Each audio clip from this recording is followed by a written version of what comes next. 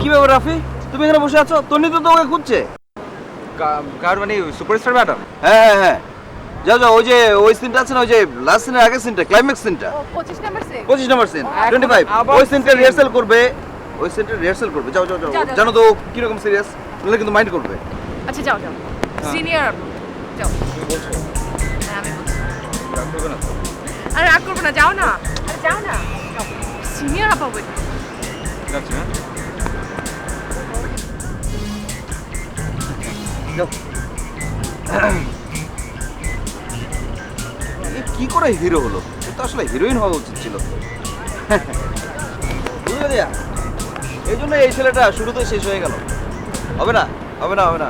তো ভাইয়া এই নাটকটা হচ্ছে ওর ক্যারিয়ারের জন্য একটা টার্ন ব্যাক, বুঝছো? এখান থেকে সে আবার ফিরে দাঁড়াবে। তা না, নাটকটাকে সিরিয়াসলি নিলই না।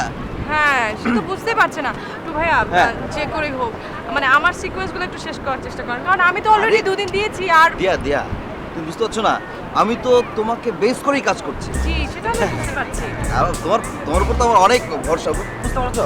মানে তুমি হচ্ছ এই মিডিয়ার মধ্যে আমার সবচেয়ে কাছে, সবচেয়ে আপন নায়িকা। এই শোনো, প্রোডাকশনের কাউকে আর একটা ডাব দিবে না। ডাব খাবে আমার 12টা বাজাচ্ছে।